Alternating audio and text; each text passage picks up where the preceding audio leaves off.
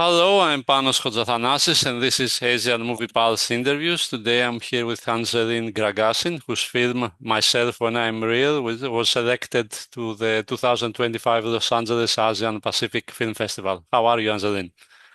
I'm great. Thank you so much. Okay, good, good. So, first question, a bit biographical. I read that you also teach at Parsons School of Design. Yes, I teach. I've been teaching since 2021 at Parsons in New York City. Okay, and how do you combine the two, filmmaking and teaching, or do you, or how is it? That's a great question. I teach a class that is a required class for all incoming first years, and the class is called Time. And so it's not filmmaking per se, but as a filmmaker, I do bring my practice to that course. And what the course is I get students to think about how to use time in their work. I kind of teach a combined like history and philosophy of time, and then how different artists use time in their work, whether that's moving image or photography or other fine art forms, sculpture, painting, etc. But my course culminates in a moving image work. So their final project is a film project. Oh. It doesn't have to be narrative. It can be non-linear, conceptual. There are no restrictions. But as a filmmaker, I bring all of my experience and, technical expertise to that process, as well as my background as an interdisciplinary artist. So I'm able to teach a wide variety of students. Sounds complicated, is it? Or no? No, it's quite simple. It's Uh, just getting students to understand, concepts like duration and repetition and, things that we might take for granted if we don't stop to think about how we use time in our work. Okay, okay. And so to get to the movie, okay, the first question, I guess it's inevitable. Why did you choose to film on MiniDV in the style of a home movie? Well, I first had the idea to film in the style of a home movie because it's a period piece. It takes place in the year 2000 and it takes place essentially all in one location inside a home in a domestic space.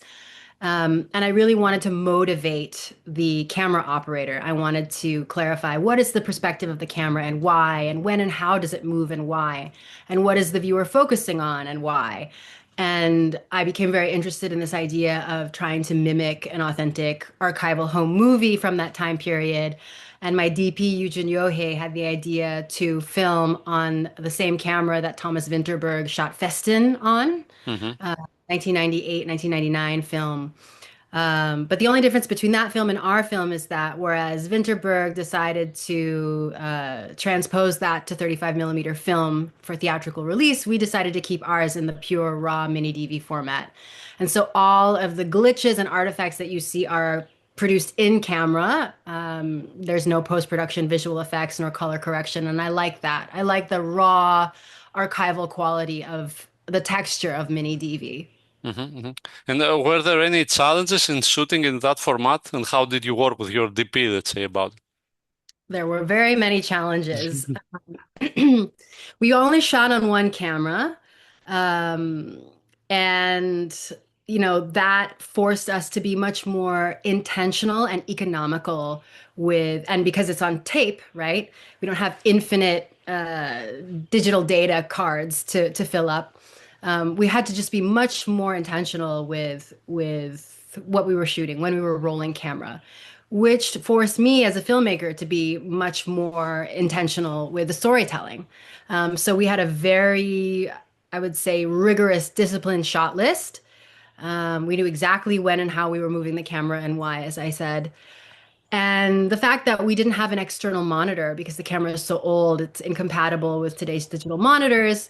I had to look through this tiny little eyepiece, which I actually found very refreshing and made me feel like I had more of a direct connection to the action and to the image um, by having to look through this eyepiece and then having to rely on my to trust my DP his instincts rather than constantly asking for playback, after every single take. We shot very few, very long takes. And his movement, like the cinematographic movement, was very tightly choreographed. So again, it just forced us in many ways to be much more efficient, economical, and intentional with the shoot. So you like a challenge, I guess, right? I did. I actually preferred it because, it's fewer cooks in the kitchen. I don't like to have people like standing over me, looking at the monitor while I'm trying to watch playback and analyze a performance and give, unsolicited advice. So I had a much more direct relationship to my DP and to my actors because, the playback was limited just us two. Okay, okay. And tell me a bit about how did you approach this whole mystery that someone is holding the camera for the whole movie? Um, At a certain point, I had to make the decision as to whether or not I should identify the camera person, whether or not it was relevant or meaningful to the narrative. I ultimately decided that you don't need to know who the camera person is. I think all the viewer needs to understand is that they're another guest at the party, and that's what affords them this level of access and intimacy that a professional camera person or like a third person omniscient, someone who is outside of the world of the story would have. I wanted it to feel like this person is an insider as part of the community themselves. And I leave it to the viewer to, invent or imagine who that person might be. Ultimately, it's not relevant. You don't need to know who it is to understand the story. I did experiment, however, with giving the camera to the character of Jasmine at a certain point to see whether or not she should be holding it, so it was told directly from her perspective. But I thought ultimately that was distracting, and so I decided to leave the camera person anonymous. And you chose to focus on Filipino diaspora, let's say. Why? How come you are not Filipino, right? I am Filipino, Ah, you yes. are. Ah, okay, okay. So sorry, sorry. So I okay. know. So Okay. you Yeah. just answered my question, I guess. Okay, okay. So the mother-daughter relationship that we see in the film, is it based on personal experiences? Yes, it's very much inspired by my own personal experience, by my own childhood, by my own relationship to my own mother. In many ways, it's fictionalized, but in some ways, it's very true to life. Mm-hmm. And how are usually these relationships within the Asian diaspora, and particularly the Filipino-American ones, let's say, the mother-daughter one? It always seems complicated, but in this setting even more, I think. Yes, I think all children of immigrants will relate to this. Feeling that there's so much pressure from the parents to perform, not only literally like sing a song to entertain everybody, but also figuratively, meaning you are representing the family and you are kind of a vessel for all of the parents' like hopes and dreams and expectations, and there's a lot of pressure to perform this status, whether it is actual or aspirational, um, to the public, whether that's the immediate household or the extended family or the larger community or even outside the community, the public as a whole. There's this constant expectation, that you have to behave. One has to behave in a certain way, and there's a very limited range of what is or isn't acceptable, especially for women in terms of like femininity. And anyway, I could go on and on. Does that answer your question, or, Yeah, or do yeah, you have? yeah, you do, you do. But do you identify now, let's say, with the mother or the daughter? That's a very good question. I think going into this project, I definitely identified more with the daughter character, but through the process of writing it, I came away with deeper understanding of the motivations, the hopes, dreams, and fears of the mother character. Um, and so coming out of it, I feel like I now have more empathy for the mother character. And also, as I'm exploring motherhood myself, I'm starting to understand. what it means from the other side of that relationship. So the process of writing has, yeah, given me kind of like a full circle perspective on this relationship. Mhm. And I was wondering, this whole thing with matchmaking, is it still happening, even in the US, would you say? Oh, well, I don't know if I really can speak to that with any kind of authority. Um, I wouldn't say that it's as formalized as, let's say, arranged marriages, but I think, setting people up, setting up single people, especially single parents, I think that's common in a lot of different cultures and is not unique to Filipino diaspora culture. But I actually think it's more common in like heterosexual uh, cultures, Hmm. specifically feeling like, a single mom or a single dad like, isn't complete without, a partner of the opposite sex. Hmm. I think Hmm. I would say that's more really what I was trying to get at with that. Hmm. Okay, okay. And how about karaoke? Because I was in the Philippines a couple of years ago, and it's like constant and always, and I'm thinking if it also happens in the US for Filipino people. Karaoke is a huge, Uh, important part of Filipino culture for sure. I mean, I've heard a lot of Filipinos claim to have invented karaoke itself. I think that's controversial because I think the Japanese have also laid claim to that. But it's a major part of Filipino culture as a whole, especially within the family, like as a form of entertainment within the home. Yeah, very big. I would say, I don't know. I would venture to say that most Filipino Americans will have had to sing karaoke at least once for someone in their family at Oh, some point in their okay, lives, okay, whether or not they like it. okay. So you too, yes? Oh, yes. Oh, yes. Okay, okay. And tell me a bit about how the casting worked for the film. I initially wrote this as a feature film and I started workshopping that feature film in 2020, right before the pandemic. And that's when I cast Therese Dizon, who plays Annette, the mother, and Tina Chilip, who plays Mercedes, the host, as well as Bing Magtoto, who plays one of the supporting characters, the older woman who sings karaoke. So they've been on this project from the beginning, and I developed the characters in collaboration with them. A lot of the dialogue, was improvised by these actors. I had an idea, a general idea of what these characters might say, but the nuances of the exact verbiage and how they would say it, that came through intensive rehearsals and improvisation with those actors. And then Lianah Sta, who plays Jasmine, she came along in 2022, and Christian Espiritu, the other supporting female character, came on right before the shoot. And the funny thing is, Liana and Christian already knew Bing through the Filipino-American community in New York City. It's a really small community.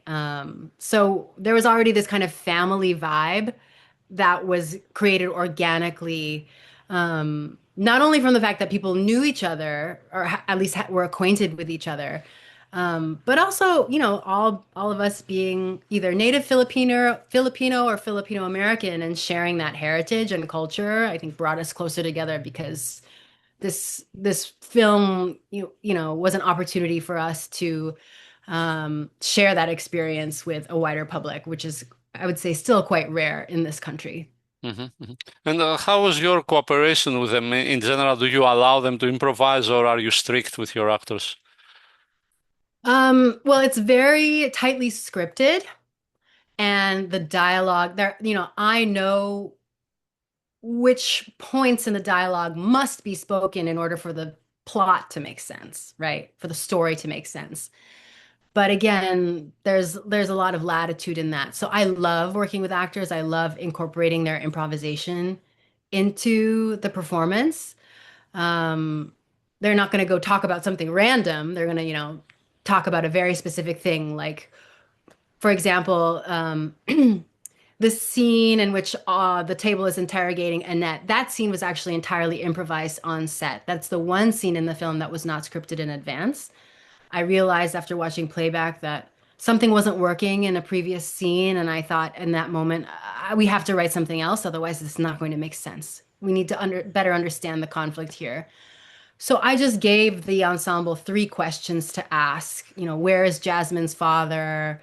I can't remember the other two. I gave them the three questions, but I didn't, nothing else was scripted. It was up to them how and when to ask and what the other chatter was around that and how to arrive at those questions. And up to Annette to respond however she felt was authentic in that moment. So that's one example of how I like to integrate improvisation into the process of directing. Okay, okay. And how is it working as a filmmaker in the US right now? Does it make difference that you are Filipino ancestry, let's say?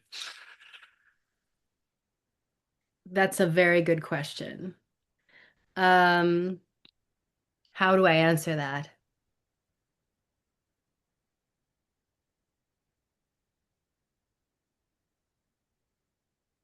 I've been very frustrated working in the US. The financing system here is so driven, is very profit driven and is tied to celebrity attachment. And it was a real struggle to get this project made because for years I was told, I'm talking specifically about the feature for which this short is a proof of concept. I was told that, well, the only way to get it financed is to have a Filipino celebrity attached, or like a famous Filipino actor. Well, guess what? There are no famous Filipino actors. So it's a kind of chicken and egg situation in which, well, if there are no famous Filipino actors because Filipinos are underrepresented, then no Filipino centered stories can ever get made. And I was in this kind of like negative feedback loop. And realizing, oh, maybe this is never going to happen because because it's never going to happen. That's changing now that there are financiers and producers, a more diverse group of people who are the gatekeepers and decision makers within the industry here. It's still very difficult. Um, so I have hope. However, I've also felt like tokenized and forced to perform my identity in order for my work to be relevant. Like, oh, I'm a female filmmaker, I'm an Asian filmmaker, I'm a Filipino filmmaker, in order for anyone to be interested because I'm like so marginalized. And that also feels disingenuous and stupid and gross. And I'm not always trying to make films like from that perspective. Not everything I make, I'm not saying the same thing over and over again. Like, this is what it's like to be a Filipino-American woman. This is just one of many things I have to say. I'm also working on developing a project in France right now with a French producer where, the European financing system is totally different. And I will say I find it very refreshing to be working with funders and producers who uh, just have much more of an appetite for art and artists uh, that is maybe more challenging, more experimental, less formulaic, less cliche, less immediately, like obviously commercially profitable, let's say. They Hmm. just have more of an appetite for risk and discovery. And I feel much more at home in that environment. That said, I'm still working here in the US. And like I said, I have hope, but I've noticed there are two very different ecosystems and very different cultures. And you kind of have to you have to code switch and learn to play two very different games in order to get your work seen and made in these environments. Well, I would say in Europe, it's like not a game. Here, Hmm. it's a game. In Hmm. Europe, it's like we're making art. I feel like here, it's like we're playing a game. Ah, okay, okay. And have you ever thought of shooting in the Philippines? I have, yes. And I did research and develop a project in the Philippines in 2012. But I realized when I was there, I actually never felt more American than when I was in. And it felt like, oh, I have this kind of colonial mentality. Like I'm gonna go to, my ancestral homeland and like make a film about something about which I know nothing. Not having been born and raised there. So that's what led me to make this film, which I feel like is much more authentic to my own perspective and experience. Hmm. And apart from the French project, is there anything else you're working on? So I am still working on Myself When I'm Real, the feature project. I'm very excited about that. And I have another feature project in development as well, but it's very, very different. It's kind of like a high concept sci-fi rom-com about a two-headed woman. Um, Oh, so again, very, very different from this, kind of small coming of age okay. film. But like I said, like I have a wide range, and I have a lot of different ideas and things I want to say, and I hope to have the opportunity to do so, apart from my identity. Okay. Good, good. Well, I guess that's it. Thank you very much for your time. Thank you, Panos. Thank you so much for having me. Okay, just a sec.